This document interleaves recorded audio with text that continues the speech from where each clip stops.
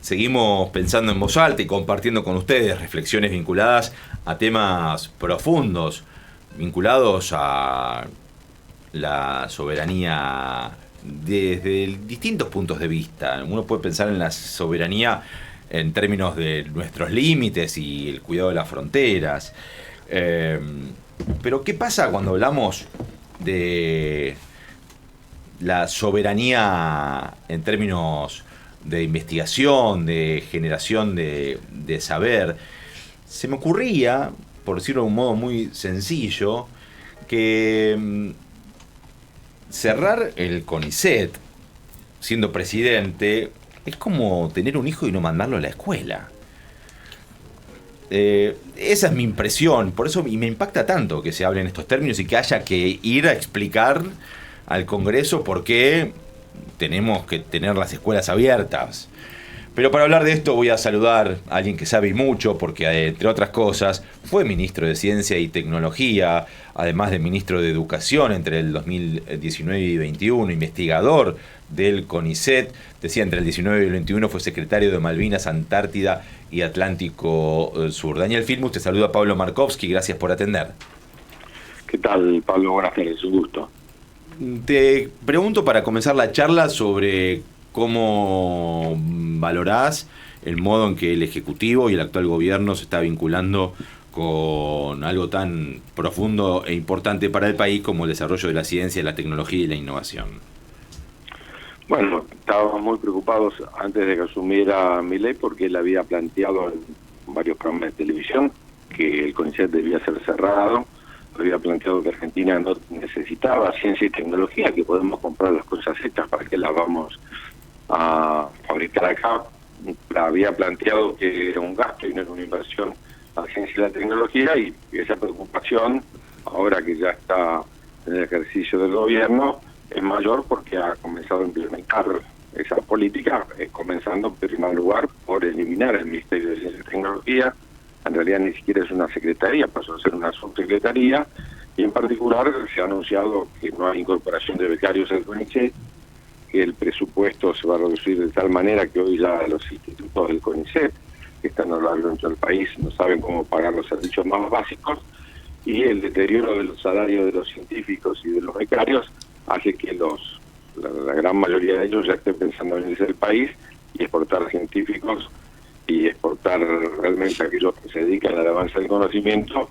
Implica una pérdida enorme, como decía vos antes, de soberanía. Para que nos demos una idea, el mismo Milei plantea como su ejemplo aquellos países que son los que más invierten en ciencia y tecnología. Es paradójico, quiere ser como Irlanda, quiere ser como es Corea, como es Estados Unidos, como es Alemania, como es Israel. Bueno, son los países en el mundo que más invierten en ciencia y tecnología. Para hacer así hay que hacer lo que ellos vienen desarrollando hace mucho tiempo, y es una inversión pública muy fuerte en ciencia y tecnología, que es lo que permite no solo la soberanía, permite que Argentina, como sabemos, tenga una capacidad de desarrollo tecnológico enorme y pueda competir internacionalmente en temas centrales y generar ingresos en dólares que no son solo de los productos primarios que nos generan trabajo.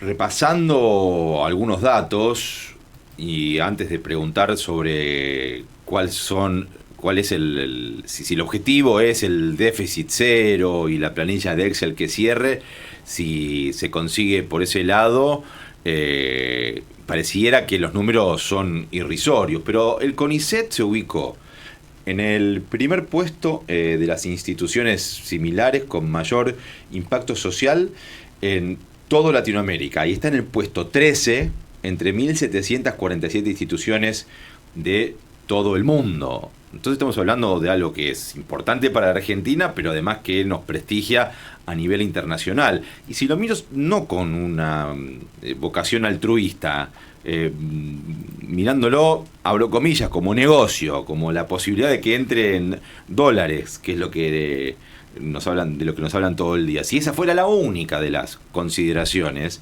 parece también ser una mala idea, ¿no? Totalmente. Por eso te señalaba qué recursos naturales tiene Corea o qué recursos naturales tiene Japón. Digamos, son países o los países nórdicos, son países que prácticamente no tienen recursos naturales, sin embargo, tienen una capacidad enorme de creación tecnológica que les permite exportar justamente los productos con valor agregado, es decir, con trabajo nacional, que los hace competitivos a nivel internacional y que no están dependiendo, como Argentina ocurrió el año pasado, que estemos dependiendo que llueva o no, porque nuestras únicas exportaciones y los dólares que entran son por productos primarios. Hoy en día no existe un país desarrollado del mundo que no coloque una inversión sustantiva en ciencia y tecnología. En el caso de Israel, para que tengas una idea, Argentina invierte alrededor del 0,5% en ciencia y tecnología de su Producto Bruto Interno, 0,32, 0,30 de inversión pública. Estamos hablando de países que invierten 4 o 5 puntos del PBI. La promedio de Europa es 3 puntos del PBI. Entonces, no solo que tenemos un PBI mucho más pequeño, sino que desde el punto de vista que vos señalabas, muy interesante, del ajuste, que ahorremos en el 0,30% del PBI, que significa ciencia y tecnología, no tiene un sentido de ajuste, tiene un sentido de atacar la soberanía nacional y la capacidad nuestra, por ejemplo, de ser el único país de la región que tiene satélites propios, o ser el único país de la región que tiene desarrollo de energía atómica propio, o ser el único país de la región que ha desarrollado la vacuna contra el COVID. Te doy un solo dato. La vacuna contra el COVID es la primera vacuna que se desarrolló en toda la historia integralmente en la Argentina y que los análisis y las pruebas clínicas se hicieron aquí en el país. Si ese desarrollo se traslada porque la tecnología sirve para otras vacunas, Argentina solo en vacunas el año pasado importó $500 millones. Podría sustituir todas esas importaciones y utilizar esos recursos justamente para hacer otro tipo de desarrollo. No tiene ningún sustento económico dejar de invertir en ciencia y tecnología, pero más allá de eso, tampoco tiene sentido desde el punto de vista de que son los mejores docentes, son investigadores y que están en la punta del conocimiento. Un país que no tiene investigación no estudia los expulsa, la actualidad científico-tecnológica mundial, sino la historia de la ciencia y la tecnología, porque no está en aquellas cosas que se están discutiendo y debatiendo en los umbrales del conocimiento. Ahora, es Daniel Filmus con quien estamos hablando, entre otras cosas, investigador del CONICET y ha sido ministro de Ciencia y Tecnología, bueno, lo decía más temprano. Recuerdo el plan, si no me falla la memoria, era Raíces el nombre, con la idea de repatriar a aquellos científicos y científicas destacados que estaban desarrollando su actividad en otros países, y esa lógica de fomento los recupera al servicio, bueno, decías vos, ¿no? Satélites, vacunas. Hablábamos el otro día con, se me va el apellido, de un investigador superior del CONICET que trabajó en el desarrollo de esta reciente vacuna contra el cáncer de piel, creo que era Mordo. Ese es Mordo. Ahí está. Sí. Hablamos creo que la semana pasada, y se manifestó de una manera similar. Por ahí no lo cierren, pero este desfinanciamiento produce, ¿no?, el mismo efecto. Y si se recuperan los científicos ante este escenario, lo más probable es que se terminan yendo, ¿no? Tal cual. El programa Raíces es todavía de la época del Ministerio, cuando era Educación, Ciencia y Tecnología, que me tocó conducirlo entre el 2013 y el 2007 con la presidencia de Néstor Kirchner. Se repartieron más de 1.700 científicos al país. Te digo un caso porque es emblemático. Victoria Flexler, que está trabajando en Palpalá, Jujuy, para desarrollar métodos no evaporíticos sustentables ambientalmente para la extracción del litio. Es el único lugar del mundo que se está investigando eso. Justamente volvió de Bélgica para hacer esa investigación. Y así te podría citar cientos de investigadores que punto por punto han decidido renunciar a las buenas condiciones que en otros países tienen, que tienen más tecnología, tienen más equipamiento, porque si bien la ciencia es universal, como decía José, el premio Nobel argentino, los científicos tienen nacionalidad. La ciencia seguramente es universal, pero los científicos tienen nacionalidad y saben que hacerlo en la Argentina tiene un valor enorme para nuestra sociedad. quiero dar casos concretos en la dirección de lo que vos planteaste. Por ejemplo, Argentina es el único país del mundo que desarrolló el trigo HB4, entre empresa pública y privada, entre CONICET y la empresa Bioceres que cotiza en Nueva York, el único trigo y una soja transgénica que permite que sea resistente al estrés hídrico. Bueno, fue aceptado por Estados Unidos, por China, por la India, por Sudáfrica, por los principales países del mundo, y el ingreso de divisas por esos temas es enorme. Pensaba que esto nos lleva a una primarización cada vez más profunda, no solamente ¿no? Ese es el objetivo. El año pasado la tercera exportación fue la economía del conocimiento, que tiene que ver exactamente con este desarrollo científico-tecnológico.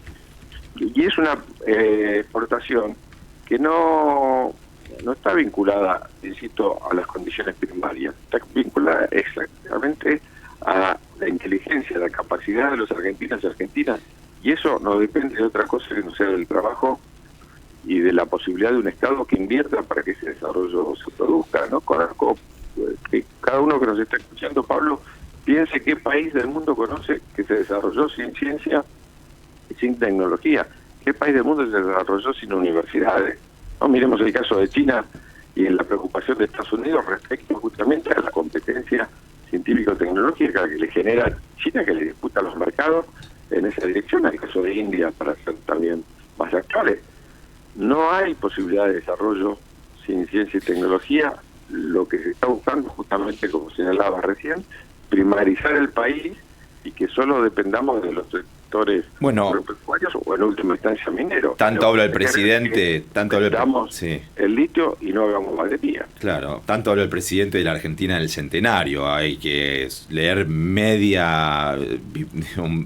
dos páginas de saber cómo estaba la Argentina en ese momento de la historia.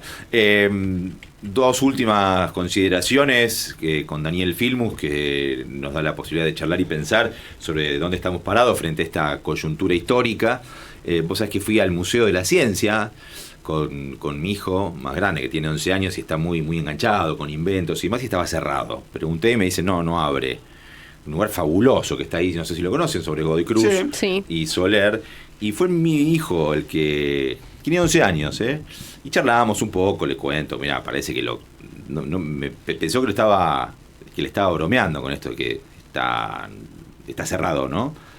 Fuimos cantidad de veces, me pidió de ir una salida a mí me pasó, vos sabés que a mí me pasó. Pero termino con esto, mi hijo me dice, esto es como lo que decía Belgrano, que no tenemos que vender el cuero sino vender zapatos.